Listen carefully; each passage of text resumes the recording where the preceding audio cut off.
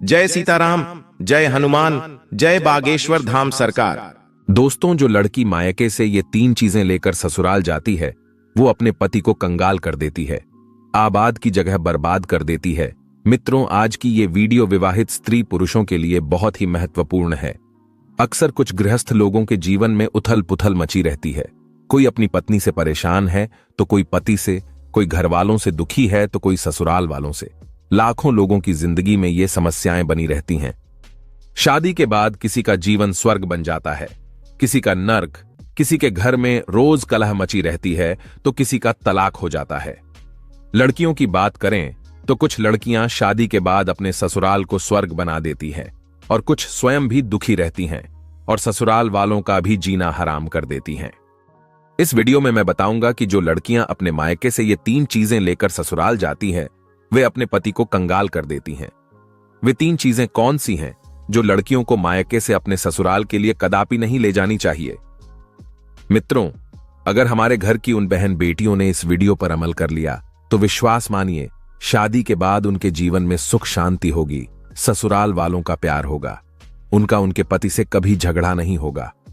दर्शक बंधुओं, एक समय की बात है, किसी गांव में एक सेठ रहता था। उसकी एक लड़की थी। सेठ अपनी लड़की से बहुत प्रेम करता था, बहुत ही प्यार करता था, लड़की के लिए अपने प्राणों से ज्यादा प्यार करता था। और कहते भी है कि हर लड़की से उसका पिता बहुत प्रेम करता है। ऐसा कौन होगा जो अपने बच्चे को प्यार ना करता होगा। माँ बाप के लिए बच्चे सुंदर हो या कुरूप हो, काले हो या गोरे हो, इससे कोई फर्क नहीं पड़ता, बच्चे तो बच्चे होते हैं। वो सेठ भी अपनी लड़की से बहुत प्रेम करता था, इतना प्रेम करता था कि उसके कहते ही हर इच्छा उसकी पूरी कर देता था। बड़े लाड प्यार से उसने अपनी बेटी को पाला था। बेटी की जुबान पर कोई भी बात आती, उससे पहले ही पिता उसकी डिमांड पूरी कर देता था। और मैं अक्सर कहा करता हूं कि अधिक लाड प्यार भी पूर्ण स्वतंत्रता औलाद को बिगाड़ देती है। उसने कहा कि पिताजी मैं ऐसा पहनूंगी, तो पिता ने कहा कि ठीक है बेटी, तुम ऐसा पहनो। बेटी ने कहा कि मैं ऐसे नहीं रहूंगी, तो पिता ने कहा ठीक है बेटा, तुम्हारी जैसी मर्जी हो वैसे रहो, तुम्हें कौन रोकता है, आखिर तुम हमारी इकलौती पुत्री हो। मित्रों, मेरा आपसे निवेदन है कि अपने बच्चों से प्यार करो, बहुत प्यार करो, अपनी बेटियों से खूब लाड प्यार करो। लेकिन याद रखना, इतना प्यार अपनी बेटियों से मत करना कि उनका भविष्य खतरे में पड़ जाए, क्योंकि तुम्हारी बेटी को दूसरे के घर में भी जाना है। एक बात याद रखना, कितना भी लाड प्यार कर लेना, लेकिन बेटियों के स्वभाव पर ध्यान जरूर देना। कहते हैं 90% ससुरालें खराब नहीं होती, 90% हमारी बेटियों का स्वभाव खराब हुआ करता है। ध्यान रहे, आपको विचार करना है। इतना लाड प्यार मत करो कि वो लड़की आपकी जिद्दी हो जाए, वो बड़े छोटों का भेद भूल जाए, मान मर्यादा भूल जाए, वो ये भूल जाए कि मैं एक भारतीय नारी हूं, उसके लिए सुख सुविधाएं दो कौन रोकता है। पर इतनी मत देना कि कल तुम्हारे लिए उसका प्यार दुखदाई बन जाए।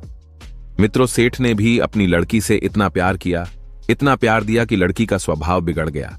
लड़की जिद्दी हो गई, उसकी स्वतंत्रता में उसके संस्कार नष्ट हो गए। एक बात याद रखना, लड़ने वाली बहू से घर नहीं चलता जो खुशियां बांट सके। ऐसी बेटी अपनी बनाकर के तैयार करो। सेठ के लाड़ प्यार में लड़की सारी मर्यादाओं से अनभिज्ज रह गई। 8 बजे सोकर उठती थी, कोई कुछ कहता था तो 1000 जवाब देती, झुंझला करके बातें करती थी। मित्रों, मेरा उन बेटियों से कहना है कि ये तुम्हारा गुस्सा होना, ये तुम्हारा खींचना मां बाप तो बर्दाश्त कर लेंगे, लेकिन ससुराल वाले बर्दाश्त करने वाले नहीं है।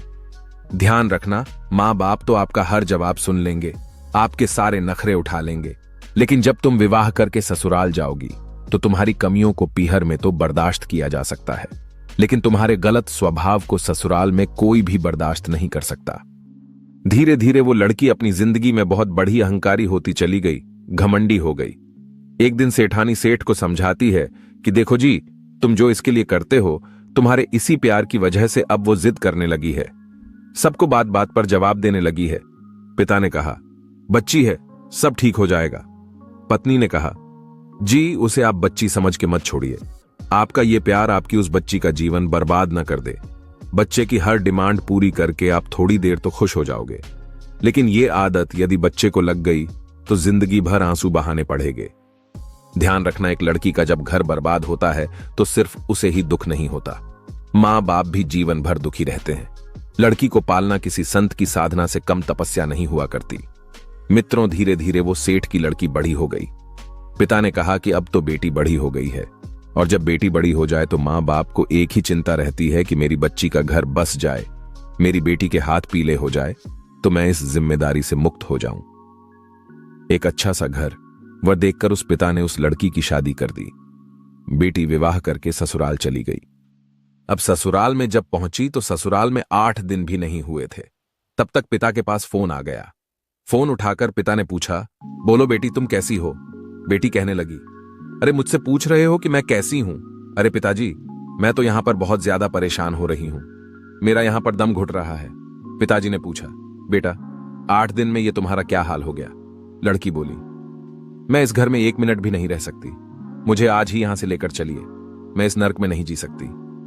पिता ने कहा, अरे बेटी 8 दिन में ऐसा क्या हो गया? अरे तुम ऐसा क्यों बोल रही हो? बेटी ने कहा, सब बेकार है, यदि मुझे जिंदा देखना चाहते हो तो इसी वक्त आ जाओ, जैसे हो वैसे आकर मुझे ले जाओ। बाप ने कहा, बेटी मैंने तो इतना अच्छा घर देखा था, तुम्हारे लिए इतना दहेज दिया था, सब कुछ दिया था, उसके बाद इतनी अच्छी शादी की कि पूरे नगर में ऐसी शादी आज तक किसी ने नहीं की, आखिर तुम ये क्या कह रही हो? बेटी ने कहा, मैं फोन रख रही हूं, आप जल्दी आ जाइए और वापस मुझे यहां से लेकर चलिए। यदि मुझे जीवित देखना चाहते हो तो जल्दी से जल्दी यहां से मुझे ले चलो, नहीं तो बेटी को आप नहीं देख पाओगे। मित्रों, वो लाचार पिता क्या करता, इसलिए ध्यान रखना, लड़की का बाप बनना कोई बच्चों का खेल नहीं हुआ करता। आखिरकार बेबस होकर के पिता को बेटी के घर जाना पड़ा। उधर जब बेटी की ससुराल में पहुंचा तो किसी ने न राम राम की, न कोई सम्मान भरा शब्द कहा। किसी ने इतना भी नहीं कहा कि समधी जी आइए बैठिए। लड़की के ससुर अपनी जगह से उठकर चले गए। दामाद भी वहां से निकल गया। देवर ने कुछ नहीं बोला। जब कोई नहीं बोला तो पिता बेटी के पास कमरे में चला गया। एक बात याद रखना मित्रों, एक बेटी के गलत व्यवहार से उसके ससुराल में उसके मां बाप का अपमान हुआ करता है, और यदि बेटी व्यवहार अच्छा रखती हो तो 4 लोग उनके स्वागत में खड़े हुए मिलते हैं। पिता जब बेटी के कमरे में गया और जाकर के कहा, बेटी क्या बात है? बेटी एकदम से बोली, पिताजी इसी वक्त यहां से चलो, यहां का पानी भी मत पीना। पिता ने कहा, बेटी ऐसे क्यों बोल रही हो? यह तुम्हारी ससुराल है, तुम्हारा घर है। बेटी ने कहा, पिताजी भाड़ में जाए ऐसी ससुराल, इसी वक्त मुझे यहां से पीहर ले चलो, मेरा यहां पर जीना हराम हो गया है, मैं यहां एक पल भी नहीं रुक सकती। उसने कहा, बेटा रुको, मैं तेरी सास से पूछता हूं। जवाब दिया, अरे क्या पूछना उस डायन से, वो तो डायन है, उसे मत पूछो। अरे उस बुढ़िया के कारण ही तो मैं यहां दुखी हूं, इस घर में उसी डायन ने तो मेरा जीना हराम कर रखा है। पिता ने कहा, बेटा एक बार ठहरो तो मैं उनसे पूछता हूं। मित्रों, अब पिता लड़की की सास के पास गया और बोला, बहन जी मैं आया हूं। सास ने कहा, मुझे दिखाई दे रहा है, मुझे चश्मा नहीं लगा है, आए हो तो कौन सा बड़ा काम कर दिया। पिता ने सोचा, यह कैसा व्यवहार है। वो फिर से बोला, बहन जी मैं अपनी बच्ची को ले जाना चाहता हूं। सास कहने लगी, ले जाने आए हो तो इसी वक्त ले जाइए, तुम्हारी लड़की ने मेरा जीना हराम कर रखा है, ये 8 बजे सो करके उठती है और कोई काम नहीं करती, सीधा हमारा बनाया हुआ खाना चाहिए, और किसी ने कुछ कह दिया तो 1 की 4 सुनाया करती है। ऐसी लड़की दी है तुमने, ले जाओ इसे और अपना पैसा भी वापस ले जाओ, अपना ये दहेज भी ये भी ले जाओ, नहीं चाहिए हमें आपका दहेज और हमें ऐसी लड़की। सास की बातें सुनकर पिता का सर नीचे झुक गया और अपनी बेटी को लेकर के चल दिया। कहने लगा, बहन जी 10-15 दिन के बाद भेज दूंगा। सास बोली, भाई साहब ऐसी बहू को आप जिंदगी में कभी मेरे घर मत भेजना। पिता समझ गया जरूर कुछ गड़बड़ है, बेटी को कार में बैठाया और ले गया।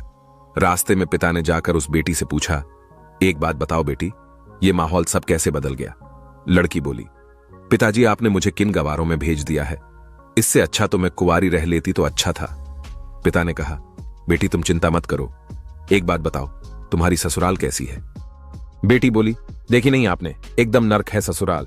फिर पिता ने सास के बारे में पूछा। लड़की बोली, आप उसकी तो बात ही मत करो, वो तो पूरी डायन है। पिता ने पूछा, ससुर कैसा है? जवाब दिया, ससुर तो राक्षस है पूरा की पूरा। पिताजी ने फिर पूछा, बेटा अच्छा एक बात बताओ तुम्हारा जेठ कैसा है? लड़की ने चीखते हुए कहा, अरे वो तो 1 नंबर का ठग है। पिता ने फिर पूछा, तुम्हारा देवर कैसा है?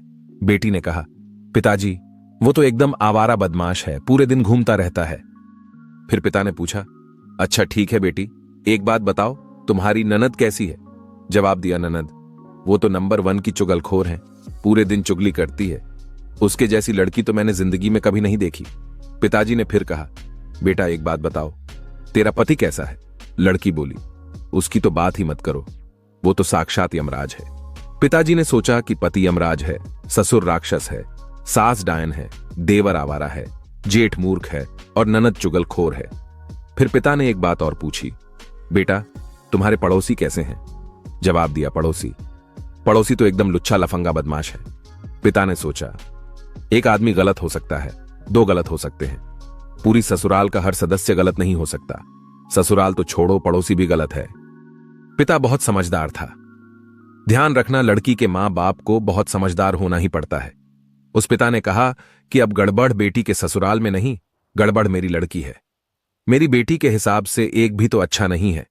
पूरे घर में जो देखो सब इसके खिलाफ है, जो देखो सब इसकी बुराई कर रहे हैं। लड़की कहती है, पिताजी अब मैं वहां कभी नहीं जाऊंगी उस घर में। पिता ने कहा, हां बेटा मत जाना, उस घर में कभी मत जाना। तेरे बाप का घर बहुत बड़ा है, आराम से रहना, अपने यहां किसी चीज की कोई कमी नहीं है।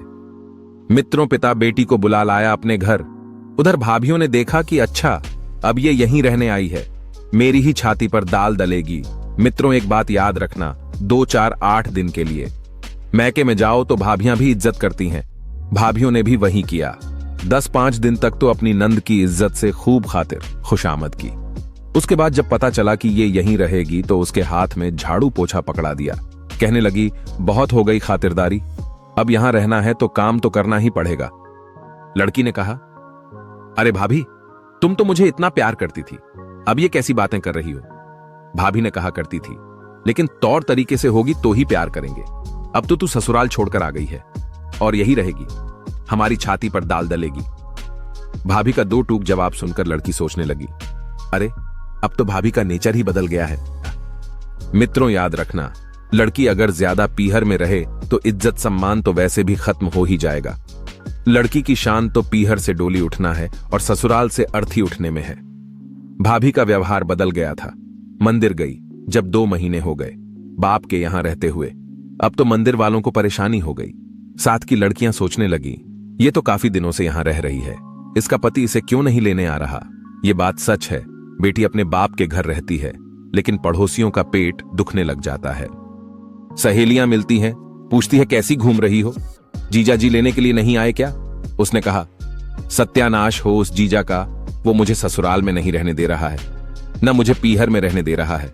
जहां जाए, शादी में जाए, पार्टी में जाए, कहीं भी जाए, हर कोई पूछने लगता है कि जीजा जी लेने नहीं आ रहे हैं। छोड़ दिया क्या?